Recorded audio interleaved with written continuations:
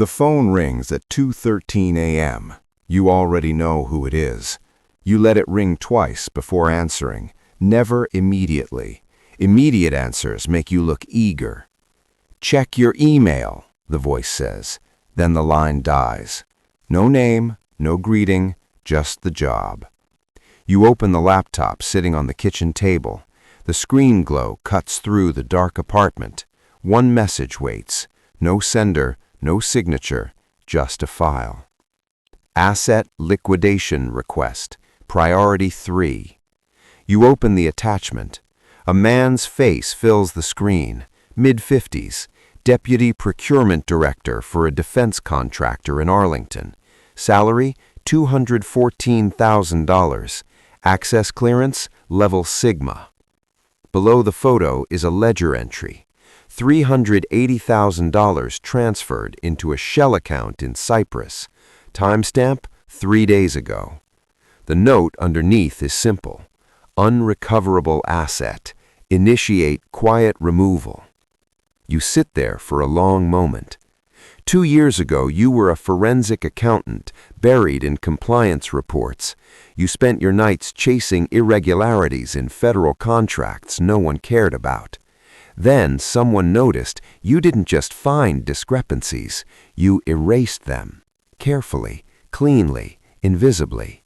Tonight is the first time they've asked for something permanent. You drive to the office at 3:05 a.m. The building is silent. Security cameras blink red in the hallway. Your badge opens the records room on the 4th floor. Inside, a single banker's box waits on the table. His life.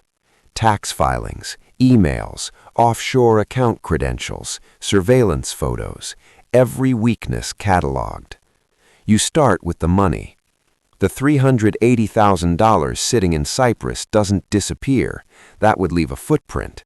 Instead, you fracture it into 17 transfers across 8 shell corporations, Delaware, Luxembourg, Panama. Each move happens through automated scripts that mask the origin trail. By 4:12 a.m., the account is empty. The man just became the sole suspect in a financial crime that no longer exists. You prepare the second file. Insurance policies, mortgage statements, a carefully constructed narrative that places him under unbearable financial pressure. The third step is simpler. A quiet call to a private contractor specializing in corporate investigations. Anonymous tip. Possible fraud. By the time the sun rises, his career is over. 2 weeks later, the obituary appears in a small Virginia paper. Heart attack. You don't ask questions. The system doesn't want curiosity.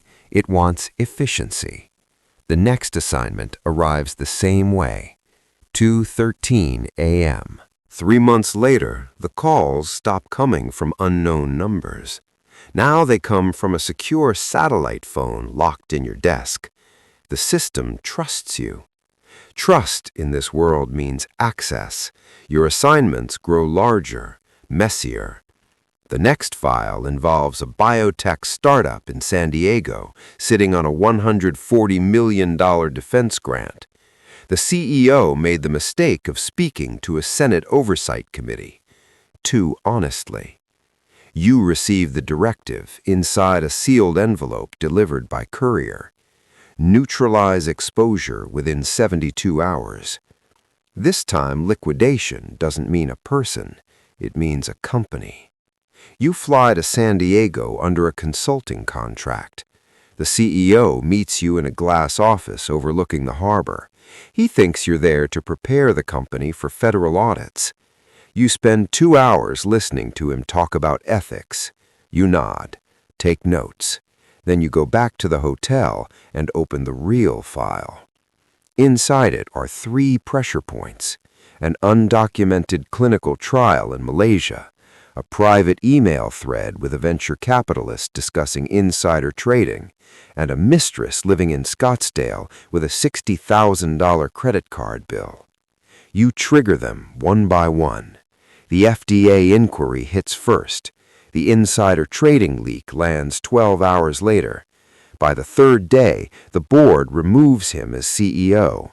The company collapses into emergency restructuring. The Senate committee loses its star witness. You watch the stock price crash from $19.60 to $3.12 in 6 hours. The system sends a single message: well handled. You start sleeping less, not from guilt, from calculation. Every job reveals another rule of the ecosystem. Money is noise, information is power, but leverage is everything. You begin collecting it, quietly. The first time they send you overseas, the stakes change.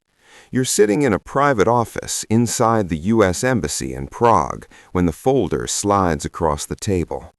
The man across from you never introduces himself. He doesn't need to. His lapel pin carries a symbol you recognize from classified briefings.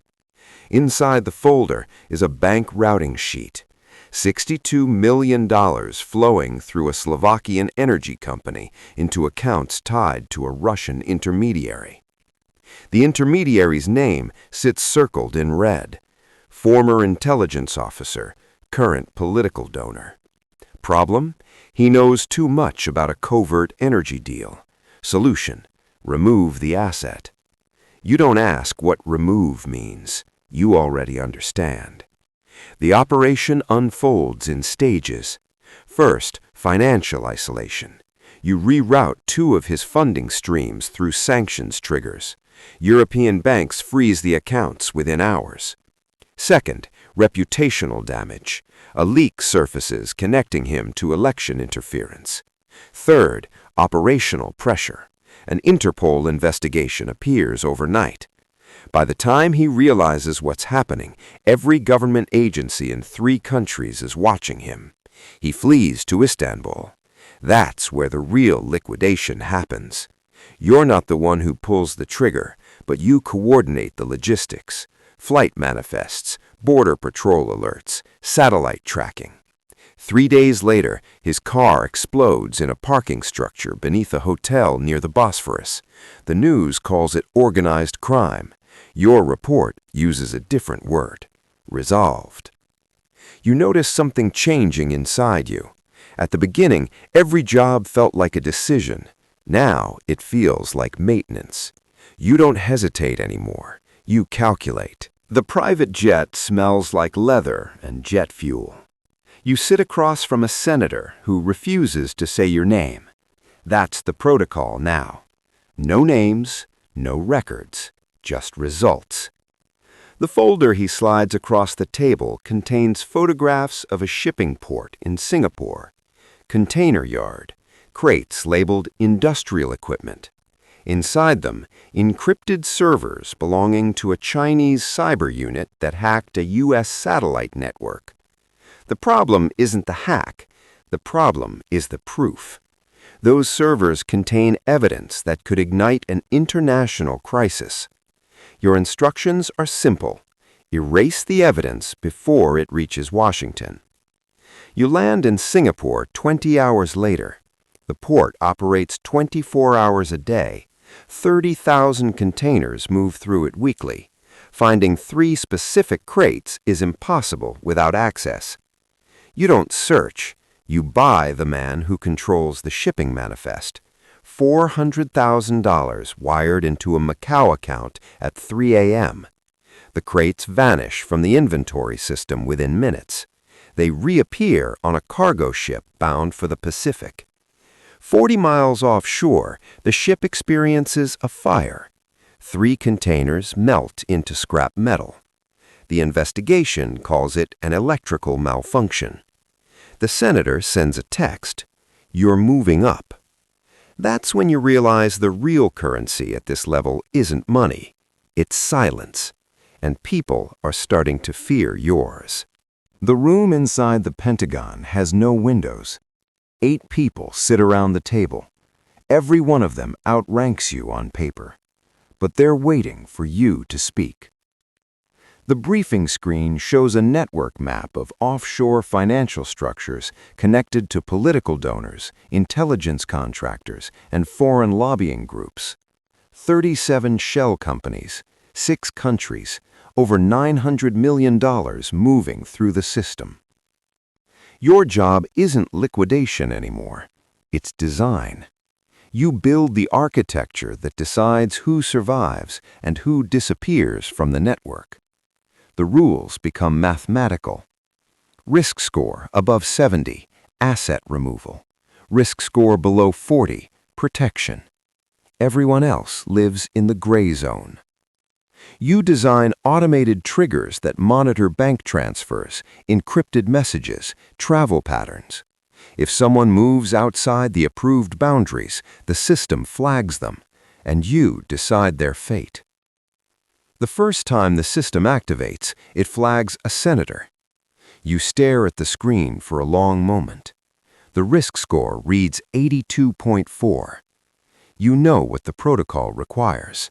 The room waits. You approve the liquidation. 3 weeks later, a corruption scandal surfaces. He resigns. 2 months after that, a small plane crashes outside Denver. You don't attend the funeral. Architects don't attend the demolition of buildings they designed. Your office sits 30 floors above Manhattan. Technically, you run a private risk management firm. In reality, you control a shadow ledger of favors owed by governments, corporations, and intelligence agencies. Your phone rings constantly. Ministers, CEOs, generals, they all need problems to disappear. A whistleblower, a rogue financier, a journalist digging in the wrong direction. You listen. You price the solution. $3 million to bury a lawsuit. $12 million to dismantle a hedge fund, exposing covert defense contracts. $40 million to make a billionaire's tax investigation evaporate. Money moves through offshore channels with surgical precision. But every transaction carries a consequence. Every erased problem leaves a witness. Every witness becomes leverage. You start keeping a private archive, encrypted drives inside a vault beneath your office, proof of everything, insurance. Because you know the truth now. Even at this level, you're not free. You're just harder to replace. The system stops calling you. Now they wait for you to call them. You control the pressure points that hold entire governments together. Energy pipelines, defense contracts, blackmail archives. You move them like pieces on a board. One message can collapse a minister. One transfer can crash a market. But the circle around you grows smaller. Friends disappear. Some retire. Some die. Some make the mistake of trying to leave. You learn a new rule. The higher you climb, the fewer people remain who can understand what you've become. Then you make the mistake. It happens during a routine asset liquidation. A hedge fund in Zurich laundering money through a defense contractor. $280 million hidden inside derivatives. You initiate the standard sequence. Account freezes, regulatory leaks, operational pressure. But you miss one line in the ledger. A transfer. $40,000 routed through a dormant account belonging to an intelligence task force. The FBI follows the trail, not to the hedge fund, to you. For the first time in 15 years, someone inside the system sees the architecture behind the curtain, the inner circle. Your mistake becomes the first crack in the machine, and suddenly everyone is watching you.